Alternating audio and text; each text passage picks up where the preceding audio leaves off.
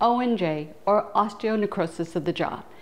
It is something you'll have heard of if you were suggested to be on a bisphosphonate or on Prolia, because this is a potential side effect of these medications.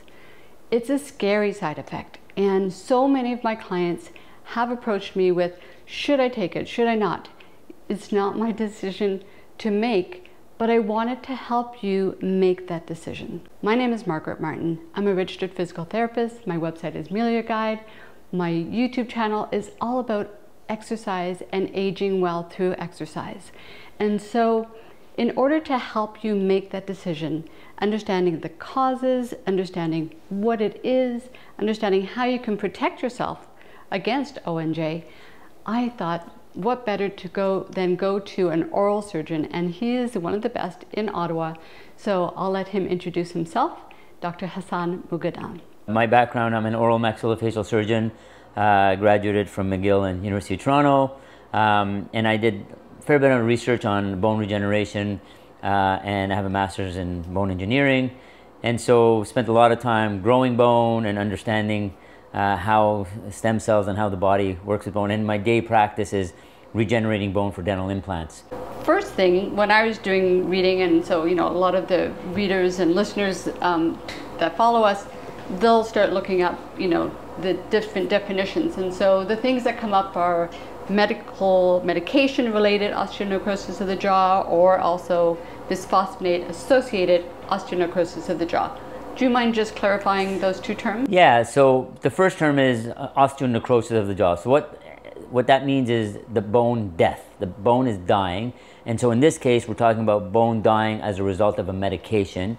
And bisphosphonates are the class of drugs that are given for osteoporosis that can potentially cause osteonecrosis, right? We can get osteonecrosis from radiation, so it's called radiation-induced osteonecrosis of the jaw. You can get necrosis from bacterial infection. So there's basically like three categories, but all of them are bone death. In this particular case, it was discovered a while back that, wow, these drugs, and if I can go into the explanation of why, or the mechanism of why this happens. I don't know if that's... that will come up. Okay, perfect. We talk about bisphosphonates because they were the first class of drugs. Does it also happen with denosumab? Absolutely. So when that first came out, they came to us and said, by the way, guys, we have this monoclonal antibody, you know, Prolia, that won't cause it. We're like, oh, great. Actually, I'm seeing more patients from Prolia than any other bisphosphonate from patients that are on it for osteoporosis. For cancer treatment, it's different. It's, you know, Zometa and all that kind of stuff. But absolutely, it causes it. It's very real. Could you describe, just on a healthy level, how does bone remodeling occur in the jaw, and if it does it occur differently than other parts of the body? Yeah, because patients come to me and say, well, I have osteoporosis in my body and I can't have dental implants. I'm like, absolutely not true, because unless you're crawling and your bones are full of holes and you can't move, that's the last place it's going to affect, because your jaw is constantly in motion and your teeth are constantly stimulating the bone.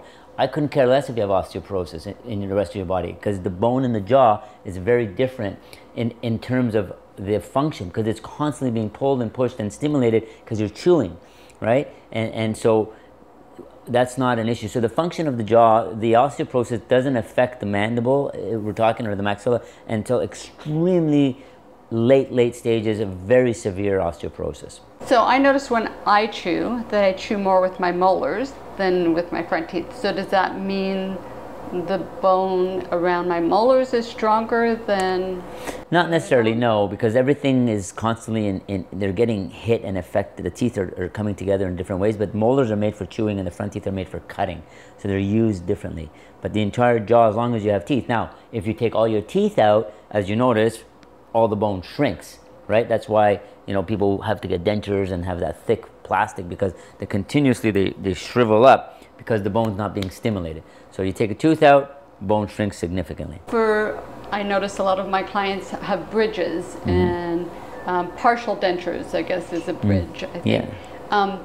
Does that part get stimulated from the other sides of it, or it shrinks? It shrinks. When you take a tooth out, anything under a bridge or under a partial denture will shrink with time. And in fact, the bone density is less in an area where there's no tooth. So can we dive into osteonecrosis of the jaw? And I noticed when I arrived, you said you guys call it brawn jaw? Yes. Okay. So brawn jaw, bisphosphonate related osteonecrosis of the jaw started in the early days of alidronate, right? Fosamax and all those cases. And back in the day, it was quite rare, I would say, you know. I've been in practice 20 years, so fair amount of time. And with Fosamax, I saw it far less, funny enough. And a lot of people were on Fosamax, as you can remember, right? And alidronate as well. And so what they found was, and I'll just go into the model of how the mechanism of the drug works, right? So if you can imagine a block of cheese, and in Swiss cheese, you got holes in the Swiss cheese, right? So what you have in bone remodeling is you have the osteoclast coming in and eating holes through the bone, and then you have the osteoblast coming in, laying down bone behind it. So it's continuously remodeling. So what the bisphosphonate family does, it inhibits osteoclast. So there's no more holes being made that need to be filled. So that's all okay if everything stays static. Now imagine I cut your bone. Now how are you going to repair the bone? So that repair mechanism is now gone, right? So that's where osteonecrosis comes in. So you come to me and you say, well, I'm going to be at risk if I go on Prolia. I'm like, okay, well, you're really more at risk if I go and do a procedure on you and I take a tooth out or I cut into you. But if you're just standing still, the risk of, and I don't want to give all wrong data, but the risk of spontaneous osteonecrosis, there's a risk, and I can't remember what it is, let's say call it 1 in 10,000. It's close to that. Of somebody who doesn't take any medication and still gets necrosis. There is a risk of spontaneous osteonecrosis of the jaw without anything. Then comes on top of it the Fosamax and the drugs, and then comes on top of it the higher risk by me doing a procedure, right? So we tell patients the risk of you developing a problem after procedure is 1 in 1,000, 0.01%. This is for people on the drug having a procedure, okay? And so the bisphosphonate family prevents the osteoclast. So the theory was it's affecting vascularity. By the way, nobody knows the real reason why you get necrosis. They still don't know. Wow. They found that in the old watchmakers in England, they painted phosphate on the dials, okay? And you know how the old watches, you can look at the dials and it glows in the dark? Well, their fingers used to fall off, the watchmakers, because they're painting a phosphate. Oh gosh. And that's the same mechanism in those people who were actually having necrosis of the tips of their fingers from painting this phosphorus-like product. So they think it's the phosphate, the phosphate group, PO4, if you like, that is causing the issue. But then you say to yourself, well, how is the monoclonal antibody like Prolia doing? It's a completely different animal, right? But it still does it. So we don't really know 100% what causes it. So I've heard of people using biomarkers to diagnose or determine. Yeah, is that something? So we don't use it anymore. A guy named Bob Marks or Robert Marks in Miami, who's a kind of a bone guy, developed this test, and it was called not C-reactive protein, but it was called a C something test. And it's like a blood test, and it's only done in very few places actually can do it and give you the data. But they were not able to correlate they came up with a preliminary study that said, oh yeah, this is a correlation. So, but no one's been able to properly prove in double-blind controlled trials that biomarker actually is an indication for people who are going to have problems. Because before we were going to do an extraction, we'd say, okay, go get this test. Your risk is high. Okay, we have to give you a drug holiday, which we can come to when you want. We will, yeah. Okay. Of late, you've been seeing even more of the osteonecrosis because of the denosumab or Prolia. And so, am I right in saying the incidence that you're seeing is going up? It is, and not a scientific way of answering it. It's just in the last few years, I'm seeing and it's not a lot of cases. I'll just give you statistically off the top of my head. I would say maybe 1 or 2 cases a year, and that are significant, and I see 40 patients a day. So, total from surgery, consults, but I see 40 people a day, times a year. How many patients am I seeing? It's a very, very small percentage, but we also know what the risk factors are. So if you come to me and you're totally healthy and you're on one of those drugs, you don't smoke, you're not a diabetic, you don't drink alcohol, you have good activity, it's extremely rare, right? But if you come to me, so the diabetes and being on steroids, so the risk, the curve is like this. For between 0 and 3 years, your risk is small. The longer you've been, first 3 years the first 3 risks being on the drug, your risk of having bone necrosis as a result of me doing a procedure, a surgery, an extraction is small. It hits, once you hit 3 years, that's when it starts going up. And then it stays kind of that way. So we always ask, have you been on this medication for greater than 3 years? Yes or no. Are you a diabetic? Yes or no. Are you on a steroid, prednisone, oral, not just like a nasal spray? Yeah. Those are the main things. Time and the diabetes, because that's a vascular problem, microvascular disease, as you know. Makes sense. And then prednisone. Those are the 3 main things that you need to stratify. Now is a good time to go into the drug holiday because initially it wasn't around, you know, so I would see atypical femur fractures from somebody who had been on a bisphosphonate for 20 years, you know, but often, but now the, you know, guidelines that are given is that after 3 to 4 years, somebody should have a repeat bone density and a drug holiday is recommended. Are you still seeing people that are on a prolonged bisphosphonate course? There's 2 things with the drug holiday. You're talking about something else that's a medical thing that the medical doctors say, let's give them a holiday, I don't know, for the purpose. But you know, most of these drugs bind to the bone, at least the bisphosphonate lasts for 10 years. Yes. They bind, so they don't the disclose. denosumab does not. Does not. Yeah. But we used to use a drug holiday before a procedure. So if you came on and saw me and you were on it for greater than 3 years and you're a diabetic or you're on prednisone, we would say, okay, you're going to go off the drug for 3 months. We're going to do your surgery, let it heal, and then go back on. But they've shown that doesn't make a difference. So a drug holiday for a procedure doesn't show statistical difference. And because, first of all, that if the original bisphosphonates, they were in your system for a long, long time. What are the symptoms? How do you know somebody has osteonecrosis of the jaw? So initially, there's no pain, there's no symptoms. You know, we really don't see much clinically. When it's early stages, it's going on. And the first sign is you see either exposed bone. So you look in there, there's an ulcer. You see an ulcer, or a patient says, I have this sharp piece of bone that my tongue rubs against it. And certain areas are more prone. So the back of the jaw is where it's mostly prone to because of the anatomy and the blood supply, And then it's less in the area. And the upper jaw is very rare because the blood supply is completely different. High blood supply here, very small blood supply to the lower jaw. So if someone's having upper mandible work, they can feel better. Yes, so upper jaw procedures, I almost never have an issue with. I don't really get into risks that much with it. Lower jaw, yes. Posterior mandible is the higher risk. Okay, so there. So they start off with an ulcer, exposed bone, and then the bone basically it gets seeded with bacteria. And so there are some theories of, is this bacterially related?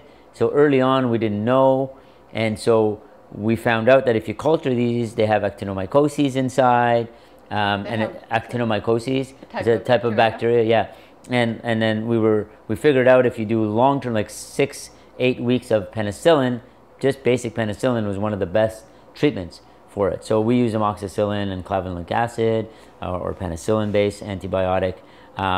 Rather than a clindamycin, which is more supposedly bone absorbed, but has big clinical gut issues, and it's not as good. So they get the ulcer, and they don't often have pain. Then it starts getting bigger and bigger and bigger, and it starts taking over more space. And then on X-ray, you're going to see necrosis or dead bone or more black areas. And then as it spreads, the bigger it is, the harder it is to deal with and treat. And it usually is happening in areas where there's no teeth. And then the other thing that can happen is you get a dental infection and you're on prolia, and then your bone isn't revascularizing and cleaning itself, so then that becomes an osteomyelitis, a bone infection that's pretty significant. So my first thought is, can somebody eat and drink when they have osteonecrosis of the jaw?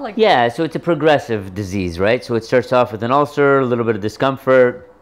Then if it continues to spread and the patient isn't treated, this becomes so extensive that if it involves a large area, it spreads into the muscle, they get trismus, they can't open, they can't eat. they get severe pain, it can become very debilitating, and then the infection continuously to spread. So how often do you see that versus, you know, when you said, you know, they can go on penicillin for 6 to 8 weeks and it's resolved? So that's really good. It's a question of socioeconomics. So a patient who's able to see a dentist every 6 months, the dentist picks up on it very early, they send it to us, we treat it. But if we have a patient who's not able to see a dentist, and then they end up in the hospital. So they're on the streets, or they can't afford dentistry, and then they end up with an infection and it's not treated, then we're in a massive procedure. So when caught early, very treatable. Caught late, very difficult to treat.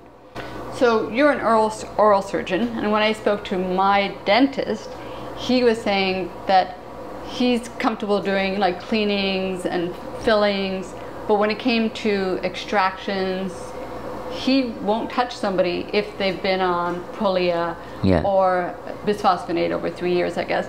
But I guess that's not the case out there. There's a lot of people, a lot of dentists that just extract teeth regardless of someone's medical background. So you get to clean up a lot of messes, I guess. So interesting. I had a case that we recently took. Brilliant woman. She was in her 80s. She was on the board of, you know, big CEO of companies and stuff. And this is a couple of months ago. And she ended up in the hospital where the upper jaw had necrosed and it had spread into her sinuses. So they called ENT. So ENT went in and cleaned her sinuses, and then they came to me and said, well, you know, there's still something going. And I look at her and go, what's her medical? I go, why is she having infection in her sinus? She's got no teeth there. Why is all this bone dying? I look at an x-ray and it's all patchy bone. And I go, what medication? Oh, she's been on Prolia. And she's had 4 other procedures by dentists in another area. They kept going in cleaning the bone, but they weren't aggressive enough. So they were just doing a small removal of the bone, but they weren't. So if you have a sharp edge of bone, once it becomes exposed, there's dead bone and then it spreads, right? So I said, no guys, this is a bisphosphonate related osteonecrosis. This is not just a regular osteonecrosis. So we took her off Prolia. I was more aggressive on the procedure, and then she's now finally cleaned up after about 6 months of treatment. Wow, so during those 6 months, how is she? So we took her off Prolia. Food, I mean. Oh no, she was able to eat and swallow. All soft foods. Yes. She was able to get food in there, but it was more extensive surgery. Yeah. And she was removed from Prolia. Yes, I stopped the Prolia because if she gets another injection, and our bone is all exposed, then we can never heal this. But what I always do is I say, listen, I never make that decision myself because I'm not a medical doctor. And you don't want to put her on it. If I didn't put the drugs, I don't get involved in stopping it. But what I'm going to suggest is if we can stop it, if your physician feels that it's safe to stop it, then let's stop it until we get healing. And then usually they say yes. It's very rare that they say no. And then but it's always in consultation with the physician, always. So they would have put her on something else. They would have put her on something else, yeah. Okay. When it comes to the world of osteoporosis and medication, we have the anabolics, right? We have the Forteo. I've never seen a problem with Forteo. 15 years, yeah, right? I've seen patients on Forteo. Not a lot, though. Not a lot of patients on it. No, it's but I have not seen a problem on that. We also have, you know, there's the oral bisphosphonates and then there's the IV bisphosphonate. Have you noticed a difference between those two? And do you want to comment? Yeah, so there's a couple of categories. First of all, if Zometa, which is, I can't remember if it's 10 or 100 times more potent than all the other stuff. It's extremely, extremely potent, Zometa. Zoledonic acid, which is the most powerful one. And if that's the reclassed. Yeah. So if you're using it for cancer, which is a much higher dose, for people with metastatic prostate cancer, metastatic breast cancer, which is the most common one that I see, you cannot touch a patient, absolutely not go in their mouth and do any procedure unless they stop the drug. So we have to go off of it for 3 months, do the surgery. Even there's still a high risk of necrosis, and then let it heal, and then they can go back. So you'll have to let them spread their metastatic disease for 3 months because they got an infection now. So so what has to happen in those patients? They all come in mostly through the Civic Dental Clinic. Any patient going on those drugs for cancer have to have a dental screening. So before they start the drug, it's like radiation. We have a protocol. You're going to get radiation to the face. We get rid of all the teeth that are bad, then you have your radiation. Same thing. These patients need a proper dental exam before. So that's for cancer, very serious. Like almost 90% chance of having significant necrosis of the jaw if I do surgery while you're on zoledonic acid, IV, for cancer. That's an absolute no-no, okay? Then we go to IV injection for osteoporosis. Dose is much, much smaller, bigger intervals. Then I would say that's probably more potent than the oral form of the drugs. So I can tell you that an IV infusion is worse than an oral. Non-cancer IV infusion is worse than oral. I've seen that, I could tell you. Okay. But between the different drugs, IV infusions, I wouldn't be able to give you any information. Okay, between that and Prolia. Okay. Yes. You mentioned how if somebody is going to go on cancer treatment, that they are screened, you know, for their dental health first, which is a great idea. I wish they did the same before being suggested a bisphosphonate and denosumab treatment. Would you agree? Like, should everybody have? Absolutely. I think every physician should say, you know what, go to your dentist, get a good screening, because what happens there is, let's say you see a tooth that's questionable, okay, you're like, you have an abscess, but it only shows on x-ray, you have no symptoms. You either gotta have a root canal or pull the tooth out. That, if you go on a bisphosphonate or Prolia and then this blows up on you, it's way harder to fix it. So the best thing is, anybody who's going to go on these drugs, get a good screening, tell the dentist, I'm going on this drug, and then they will look at things differently and have a good screening. And so as somebody who's had a lot of dental work, and I often go to my dentist and say, is there anything else I can do on a preventative level? So as an oral surgeon, you would probably look at a mouth differently than a dentist would. And so how long ahead, if somebody is very careful with their oral hygiene, can you predict, you know, that, oh, you're safe, you know, we've looked after all of these things in your mouth, and now you're safe to go on a particular medication? So, I mean, the dentist will do that in terms of making sure, is there any time bombs, is what they're looking for. Is there something that's going to blow up in the next 6 months to a year? And so if there's a big deep cavity that might end up in a root canal or might get abscess and all that. So once you get that cleaned up and you've had your root canals, and that's pretty stable. So, you know, gum disease, it's an ongoing progressive thing. So, you know, that's not an acute thing. So that I think you can deal with. But I think that once your dentist clears you and takes care of any of the acute things, then you're pretty stable to go ahead. So if I'm just gonna take us back to the drug holiday. And, you know, if somebody's juggling, so now, you know, they did their homework, you know, before starting their bisphosphonate or their Prolia. And, you know, they got all the dental work looked after, but now it's 2 years down the road and something comes up in terms of oral health. So now they're juggling their bone health and their oral health. And so they're getting closer to potentially having their drug holiday. Do you sometimes, then who makes the call? Do you like contact the doctor, and between you and him kind of go, well, I'm concerned about, you know, a hip fracture, but I'm concerned about their oral health. Is this a dialogue do you have with? Yeah, we do reach out. Doesn't happen very often. Often they're coming to me with an exposed, infected bone, and that I'm like, we're going to stop this right now. Tell your doctor to stop it, and then we'll restart once we're healed up. But just to go back to your drug holiday, so if you came to me and you're a diabetic and on prednisone and on Prolia, and I had to do an extraction, I'd probably ask you to stop it 3 months, and then I would come to do the surgery, because you have all the risk factors. So let's try to get everything on our side, you know. But if you're just totally normal, healthy patient, you need an extraction, you're on Prolia, I would not give you a drug holiday. I would just go ahead and do the surgery. And so just to come back, atraumatic surgery, so doing careful, you know, not exposing the bone too much, not, you know, drilling too much into the bone, overheating the bone. So there's a little bit of a protocol that we like to follow, that to be what we call an atraumatic surgical procedure, to be less trauma and less inflammatory to the bone. And so on that side of being more gentle, and I alluded to it earlier, but, you know, from an oral surgeon's point of view, if somebody's on Prolia or they're on a bisphosphonate and they're not seeing an oral surgeon, they're just going to see their dentist, what are the procedures that they can totally not worry about? You know, I'm assuming cleaning is one of them, and then... Yes, so any fillings, cleanings, anything that doesn't involve surgery is totally fine. Anything that involves, you know, a gum flap, lifting the gums off the bone, or trauma to the bone by doing an extraction. So a root canal is not an issue. It's not an issue. Yeah. Okay. Can you think of other typical things people will get, you know, when they're in their 60s? So doing a crown is okay. Root canals, fillings, cleanings, you know, veneers, bleaching your teeth, all that stuff's okay.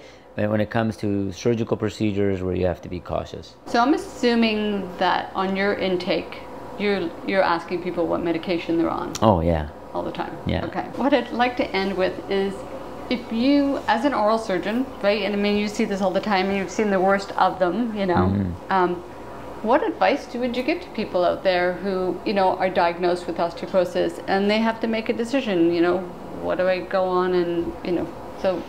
Yeah, so I can do it obviously from an oral surgeon point of view, because I'm not an expert in osteoporosis, but I would say if you're going to go on one of those drugs, make sure you get the clearance from your dentist.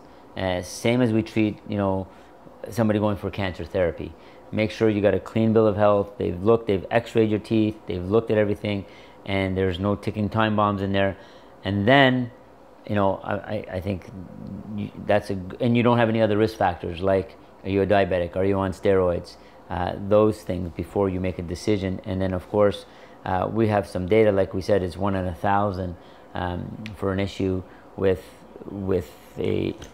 oral bisphosphonates, and then something like 1 in 100 when it comes down to IV bisphosphonates like Zometa for cancer treatment. So it's 10 times worse if you're on one for cancer. So those are, but those the physicians know right away, like that, they know that this is a significant issue.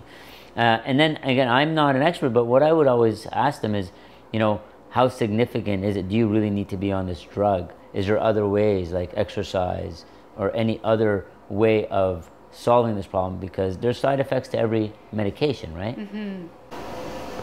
So, Dr. Moghadam, I really want to thank you. This was so interesting, and I know super helpful for listeners. And so, for those of you wanting to understand a little bit more about bone remodeling, because I know we covered it really quickly, I really encourage you to listen to the interview I did with Dr. Janet Rubin.